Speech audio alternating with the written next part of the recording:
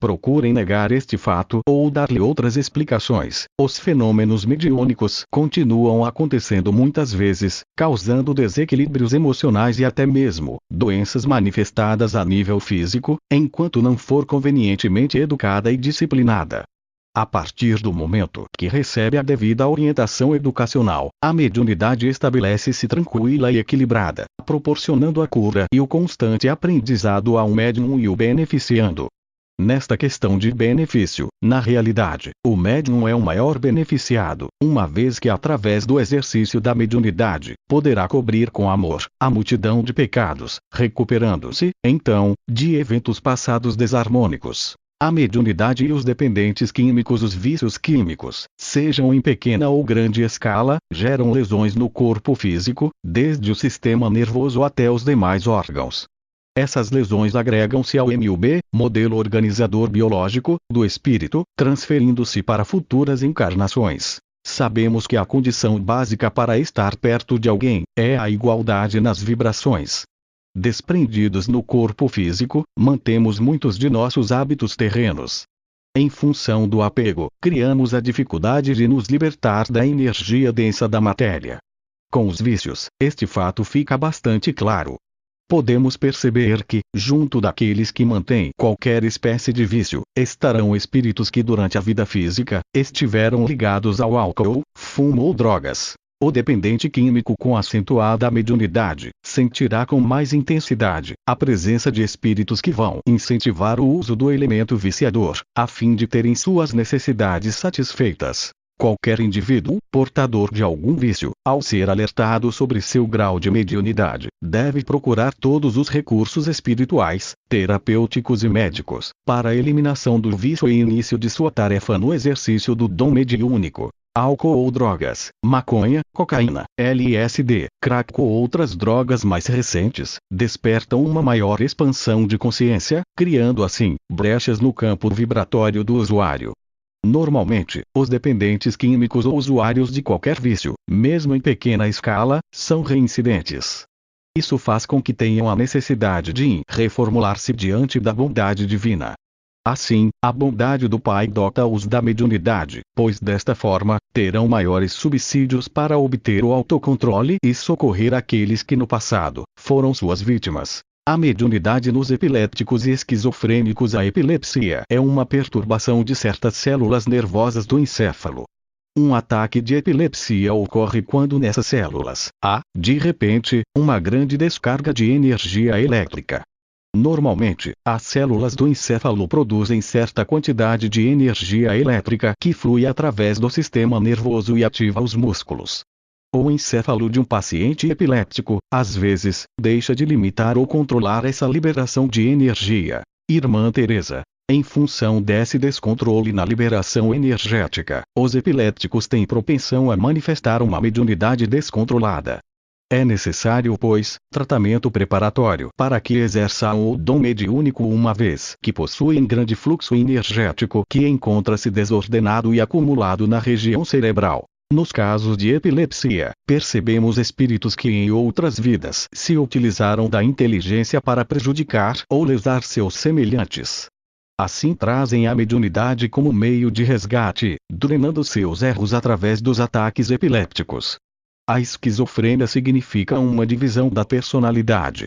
A inteligência do paciente pode permanecer normal, mas suas emoções não se ajustam às situações da vida real. Irmã Teresa, no caso de pacientes denominados esquizofrênicos, é conveniente uma análise completa e ponderada, pois, normalmente, tratam-se de portadores da mediunidade sem a educação da mesma. Esse desconhecimento produz diagnóstico e tratamento incorretos e ineficazes. É certo que o exercício da mediunidade não lhes é muito fácil. Em razão da grande quantidade de informações que sustentam, têm dificuldades na ordenação de suas ideias, gerando o que poderíamos chamar de suposta esquizofrenia. O médium que negligenciou sua mediunidade, nesta ou em outras existências, pode gerar a esquizofrenia. Quando ela é detectada pela medicina da mente, é preciso estabelecer um acompanhamento espiritual. Com ele, pode-se promover um estado mental equilibrado para o exercício mediúnico. Explicando, devemos lembrar que a mediunidade surge para equilibrar e não para desequilibrar, portanto, quaisquer desordens psíquicas ou mentais, têm suas causas em vidas pregressas. O mau uso do potencial intelectual pode ocasionar disfunções que, somadas ao abandono da mediunidade, podem gerar outras desarmonias. O equilíbrio emocional e psíquico pode ocorrer através do correto exercício mediúnico, pelo qual se estabelece o autoconhecimento. Este, por sua vez, leva à cura. Pergunta sobre mediunidades. Como fica a situação dos médiuns que residem no interior, sem recursos para estudar a mediunidade? Irmã Teresa, é preciso lembrar que todos estão no espaço que lhe é devido. Aqueles, pois, que não tiverem condições de estudar a mediunidade, em razão do local onde residem, serão menos cobrados pela bondade do Pai. Porém, estando no interior, esses médiuns poderão ser excelentes conselheiros, recomendando chás e benzimentos ou passe. Poderão ter consigo obras que os façam compreender a mediunidade e constituir pequenos grupos nas localidades em que residem, bastando possuir boa vontade e alguém que saiba ler para que haja a instrução dos demais. Lembremos-nos que todos temos mediunidade, portanto, poderemos ser meio, através do qual serão difundidos sentimentos, pensamentos e conhecimentos que possam contribuir para a evolução espiritual, moral e intelectual daqueles que estão ao nosso redor, efetivando o canal mediúnico que somos. E a situação das pessoas muito pobres, sem tempo e condições para se deslocar a fim de estudar e praticar a mediunidade. Irmã Teresa, para essas pessoas, podemos acrescentar algo mais à resposta da questão anterior que também lhes serve. Sempre haverá uma boa alma que se disponha a ensinar conceitos de evangelho e mediunidade àqueles que dispõem de poucos recursos. Quanto ao tempo, os irmãos hão de concordar que é sempre possível encontrar uma forma de bem administrá-lo, a fim de que se possa estudar a mediunidade, pois este deve ser um compromisso, assumido com amor e responsabilidade. O Evangelho é claro quando diz: pedi e obterei. Então basta planejar seu tempo e, com certeza, a bondade do Pai oportunizará a chance de estudo mediúnico. Quanto aos analfabetos ou pessoas com poucas possibilidades intelectuais, como agir, para lhes repassar informações acerca da educação mediúnica? Irmã Teresa, todos possuímos 5 sentidos básicos, além de outros desconhecidos pela ciência cartesiana. Também somos dotados de conhecimentos natos, trazidos de outras experiências encarnatórias. Esses conhecimentos são despertados, de acordo com nossas necessidades, só é preciso nos colocarmos à disposição para recebê-los e usá-los. Aqueles que não sabem ler, saberão por certo ouvir e desta forma, se predispuserem a trabalhar e forem dotados de boa vontade, desejo de auxiliar, humildade, amor ao próximo e vontade de aprender.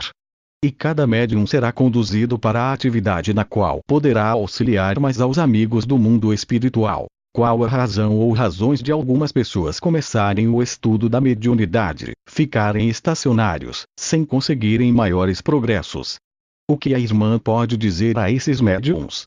Irmã Teresa, todos são médiums, porém, nem todos possuem grau mediúnico suficiente para alcançar desempenho em determinados tipos de mediunidade. Outras vezes, por desprezo ao dom mediúnico em outras vidas, precisam passar pela prova de desejá-lo e ter dificuldades em educá-lo de forma mais evidente. Além disso, somos treinados para a mediunidade antes da reencarnação, para que o nosso equipamento físico seja adaptado ao tipo de mediunidade que vamos desempenhar no plano físico, o que significa dizer que trazemos uma preparação e a necessidade de aprimoramento. Seria correto dizer que após certa idade, as pessoas têm maior dificuldade em praticar seus dons mediúnicos.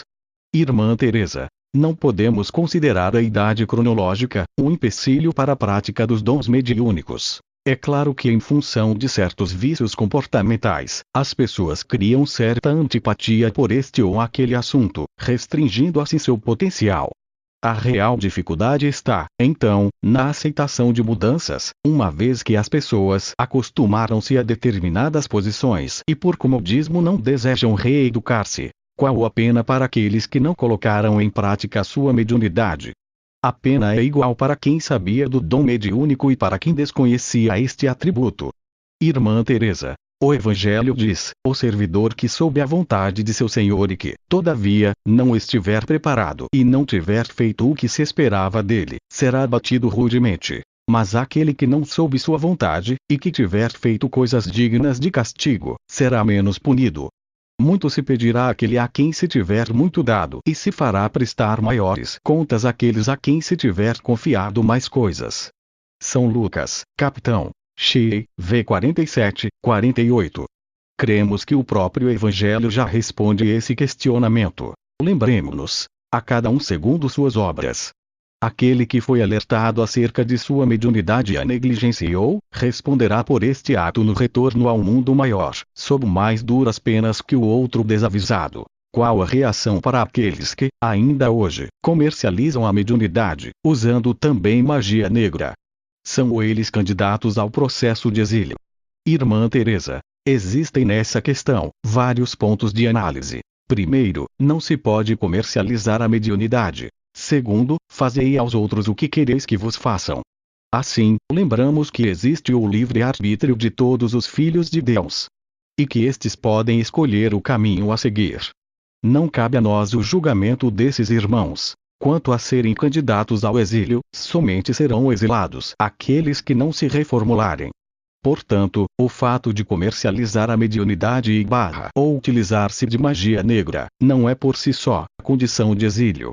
É, porém, um agravante considerável, pois segundo as palavras do Nazareno, fazei aos outros o que quereis que vos façam. Aquele que comercializar os dons, gratuitamente recebidos, haverá de reconciliar-se consigo mesmo, diante do Pai. Muitas dessas criaturas citadas na questão anterior, são principiantes no desempenho da mediunidade. A reação para eles é a mesma que advém sobre aqueles que já conhecem os efeitos do comércio mediúnico. Irmã Teresa, voltamos a frisar que aquele que mais for dado, mais será cobrado. Sendo assim, quem comercializa um dom recebido gratuitamente, sabendo das consequências deste ato, será muito mais cobrado que o outro que desconhecer o fato. Tipos de mediunidade. Todos trazemos a mediunidade como mais uma habilidade do espírito. Cada ser a possui com um grau diferente, o que ocasiona os vários tipos de mediunidade. Neste capítulo, vamos repassar algumas mensagens psicografadas e histórias repassadas pela psicofonia, quando entidades carentes de auxílio, recebem a doutrinação e são encaminhadas para planos vibratórios superiores. Os fenômenos mediúnicos nos chamam a atenção. Porém, a mediunidade não está somente relacionada à incorporação, vidência ou psicografia. Existe a mediunidade da alegria, da compreensão, da fraternidade, do saber ouvir e aconselhar, bem como a mediunidade da tristeza, da irritação, do pessimismo. Observamos que a mediunidade em si, não é boa ou ruim, essas qualificações só poderão ser atribuídas ao uso que dela for feito. Portanto, ao invés de sermos médiuns da tristeza, sejamos médiuns da alegria, levando onde formos, um sorriso iluminado pelo amor e pela fraternidade. Na doutrina de luz, modo pelo qual Irmã Teresa refere-se à doutrina espírita, aprendemos a utilizar de forma conveniente e digna, os dons mediúnicos, sejam eles fenomênicos ou não. Se mediunidade é um meio, uma porta através da qual acessamos outros planos vibratórios e todos nós delas somos portadores, devemos observar que muitas vezes, pessoas desavisadas impregnam o ambiente que frequentam, com seu pessimismo, sendo médiuns ou meios de condução do pessimismo. Por outro lado, vemos pessoas que contagiam todo um grupo com seu otimismo e confiança. Esses são os médiuns do otimismo. Dentre os tipos de mediunidade, jamais poderemos dizer qual delas é mais importante ou melhor, pois cada um tem seu valor específico e deve ser respeitado. Assim também, o médium não deverá invejar ou criticar a mediunidade de outrem. Cada trabalhador da seara de Jesus tem sua tarefa e deverá esforçar-se para bem cumpri-la. Irmã Teresa nos fala acerca de alguns tipos de mediunidade. Filhos e amigos na seara do bem. O exercício do dom mediúnico requer, como sabem, estudo, amor e compreensão sem pré-julgamentos. Cada indivíduo é dotado de inúmeras capacidades, dentre as quais está a mediunidade, em pequeno ou grande grau de manifestação.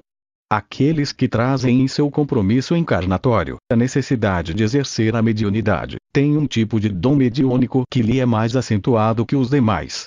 Seja qual for o tipo de mediunidade manifestado, ele depende das tarefas que o médium deverá executar. Cada médium é, portanto, preparado, nas escolas de mediunidade do plano espiritual, para que ao reencarnar, traga consigo um equipo mediúnico compatível com seus compromissos de intermediário entre o plano físico e os demais planos vibratórios. Sendo assim, os médiuns que tiverem em sua carta encarnatória o compromisso de externar o dom mediúnico pela voz, trarão consigo a facilidade de exercer a psicofonia. Esse tipo de mediunidade faculta ao mundo espiritual o intercâmbio com o mundo físico, através da fala do médium que, em transe mediúnico, empresta, parcialmente, ao espírito comunicante, seu aparelho fonador e sua capacidade intelectiva. A psicofonia é, pois, um dos meios pelos quais as inteligências do além-túmulo dotam as almas de conhecimentos acerca da conduta ideal, da reencarnação e outros assuntos de interesse para a evolução da humanidade. A psicofonia é tida pelos espíritas como incorporação. A incorporação ocorre de formas diversas.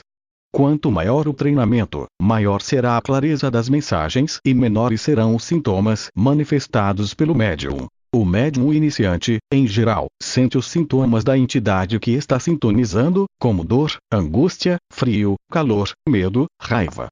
Com o passar do tempo, sendo educado e treinado, de forma conveniente, o médium passa a perceber a presença de uma entidade sem que haja necessidade de manifestar em si mesmo as desarmonias do espírito que irá se comunicar. As incorporações no médium educado são sutis e suaves, facilitando dessa forma a doutrinação, que deve ser uma conversa na qual ambos possam aprender. Médium e espírito compartilham as energias que possibilitarão a recuperação do segundo e a continuidade do trabalho do primeiro. Na psicofonia ou incorporação, o médium deve estar no mínimo com 50% de consciência. Dessa maneira, estará auxiliando no reequilíbrio da entidade, conseguirá, ao término da sintonia, sua própria recuperação energética, metalizando a energia rosa e inspirando-a profundamente.